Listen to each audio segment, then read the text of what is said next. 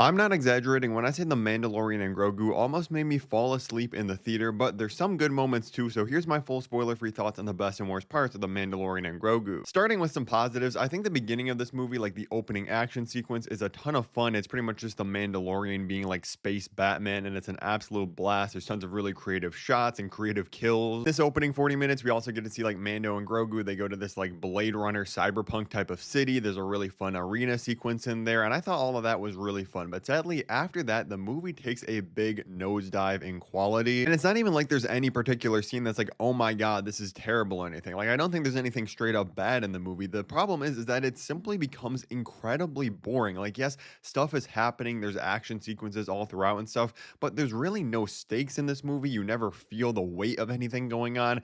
Everything that happens just feels like we're going on a random quest that I was not caring about at all. Dialogue in this movie is distractingly bad. Pretty much every time a character opens up their mouth, there's like a 50% chance that they're just describing the plot to you or repeating a beat over and over to drill it into the audience's head. Like, you know how that report came out that Netflix tells people making their movies to repeat things over and over in case people in the audiences aren't paying attention or are literally on their phones at the same time? I feel like that's what was happening in this movie. They know it's going to be bigger on Disney Plus when it comes out streaming because it feels like they have no trust in the audience. Every single character is literally just describing exactly what's about to happen in the plot, their entire plan and motivation as a human being. They're just laying these things out. It does not sound like there's any sort of natural conversational flow. Now, I opened this up by saying that I almost fell asleep in the theater. I'm not kidding. Me and my friend I watched this with had the same experience, a part of which is because of the story just being not engaging at all, but another part is because of how dark this movie is. And I'm not talking about like the themes or things happening in the movie.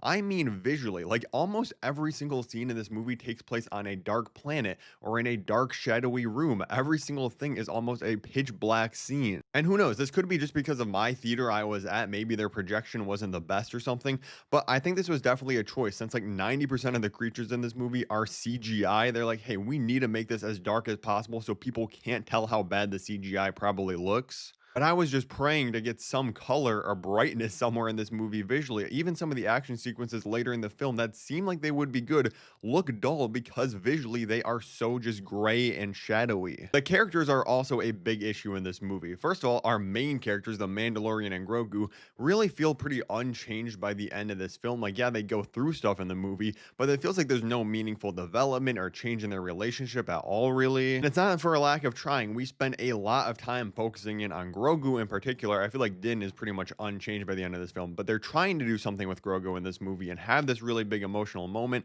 dedicate a lot of time to his character. But I'm sorry, watching this puppet walk around who can't talk for like 20 minutes in the middle of the film, it feels like the movie just takes a nap. It completely lost me with this huge Grogu-centric part of the film. Rada the Hutt also, I'm sorry, is just an incredibly stupid character. Like, the Hutts are always kind of silly. I don't think they're necessarily great characters on their own, but I can't take a single thing that Rada says seriously. Again, his dialogue is probably the worst in the entire film.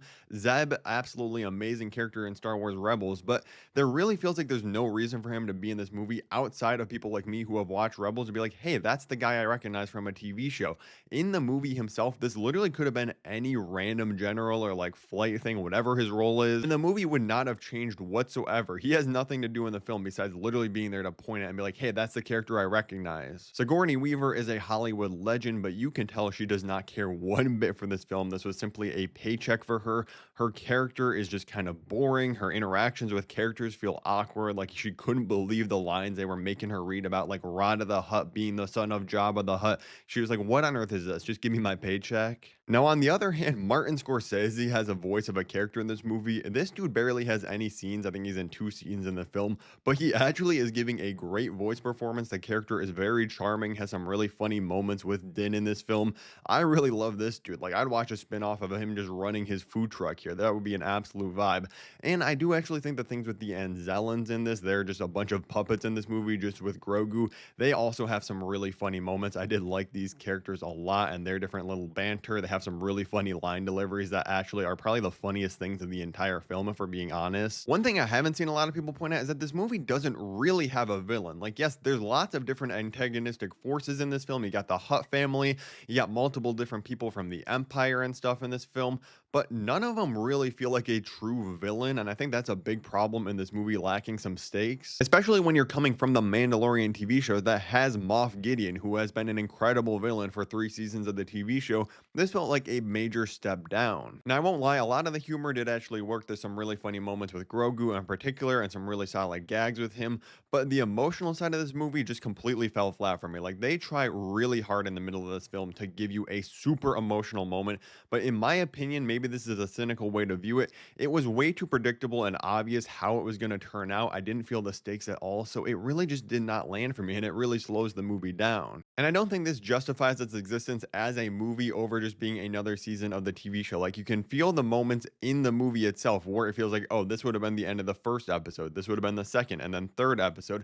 And I think if this was just another season of the show or another part of a season, they would be fine enough episodes on their own. Like, The Mandalorian has plenty of just mediocre, fine episodes. The thing is, putting those into a movie format doesn't make it good. Like, if you made the last 3 episodes of season 2 of The Mandalorian into a movie, that would have been absolutely incredible. This movie really feels like it's just trying to be as safe and inoffensive as possible. Like, you can really skip this probably if we end up getting a Mandalorian season 4 and not miss anything of that much consequence, which is kind of an odd decision. I feel like if you're gonna make a movie off of a TV show, you have to follow what's been successful. Like, say, Demon Slayer, they turned the very ending of their series into a 3-part movie event, and people were flooding to go see it because it's like, oh my god, I gotta see this ending of the story in theaters. It doesn't really work if you just take what feels like 3 random episodes from the start of a Mandalorian season and throw them into a film format. I will say Ludwig's score is absolutely incredible, especially when they go to this first like Blade Runner planet. Absolutely love the music we get there.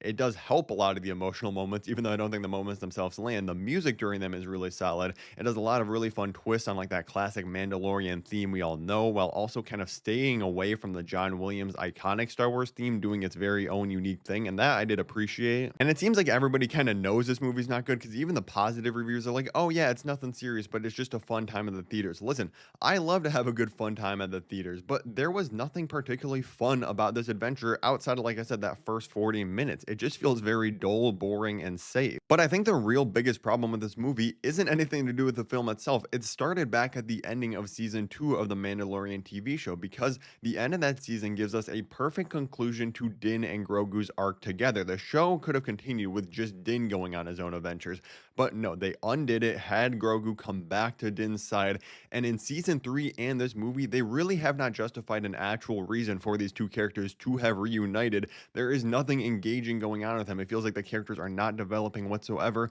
and I feel like their dynamic has kind of played out its course. I'm not that interested in this anymore. We need to age up Grogu a little bit. I'm gonna give the movie a 5 out of 10, which honestly feels generous just because I do love the world of Star Wars and being back in it on the big screen, even if it's not the best film possible, and I do love these characters. I just wish this was so much better. Now, if you want to see all my other movie reviews on the channel for all the newest 2026 releases, click the playlist at the top of the screen, or for all my other Star Wars videos, click the playlist at the bottom, and thank you so much for watching.